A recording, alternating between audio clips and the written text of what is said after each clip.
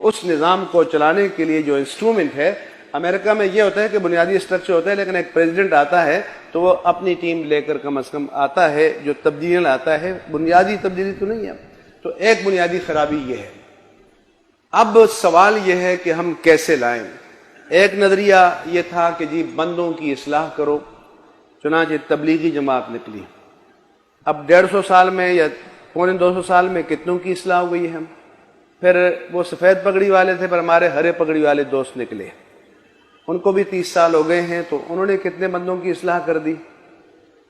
ہمارے ڈاکٹر صاحب کا بھی نظریہ یہ تھا کہ یہ اس سیاست کی گندگی میں، سیاست تو ویسے فساد نہیں ہے، کیونکہ سیاست تو سنت انبیاء ہے۔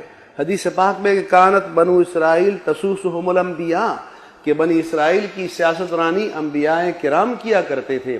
اب چونکہ آج کل ہمارے ہاں عیاری، مکاری، فریب، خیانت، لوٹ مار اور سیاست ہم معنی ہو گئے ہیں، لہذا سیاست ایک گالی بن گئی ہے۔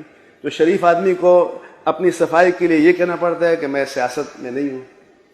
تو اصل سیاست تو مقدسہ ہے، اصل سیاست تو متبرکہ ہے، اصل سیاست تو انبیاء کرام کا مشن ہے، اصل سیاست تو وہ ہے کہ جس کے ذریعے اللہ کے رسول نے اور ان کے خلفاء نے اسلام کو دنیا کی سپر پاور بنا دیا۔ تو اس لیے جب کبھی بات ہوتی ہے تو سیاست جو موجود ہے۔ اب میرا یہ خیال ناقص ہے۔ اچھا، دوسری بات یہ ہے کہ تبلیغی جماعت یا دونوں قسم کی، ان کو قبول کیوں کیا گیا؟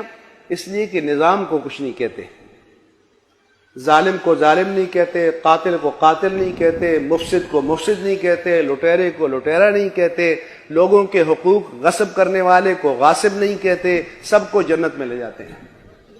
اس لیے ضیاء الحق کے زمانے سے یہ حکمرانوں کا طریقہ ہو گیا کہ آخری دعا میں ضرور جاؤ، لہذا ہیروئن والا، دوسرا تیسرا، سارے کام، سود والے سب وہاں موجود ہیں کہ اس دعا میں شریک ہو کر جنت میں جائیں گے، پاک ہو جائیں گے۔ اگر یہ تبلیغی جماعت یا دعوت اسلامی بھی اپنے وقت کے ظلم کو ظلم کہے، فساد کو فساد کہے، مجرد فساد کو فساد کہنا آسان ہے، لیکن فاسد کو مفسد کہنا مشکل ہے، سمجھے؟ وقت کے ظالم کو ظالم کہنا یہ بہت مشکل کام ہے۔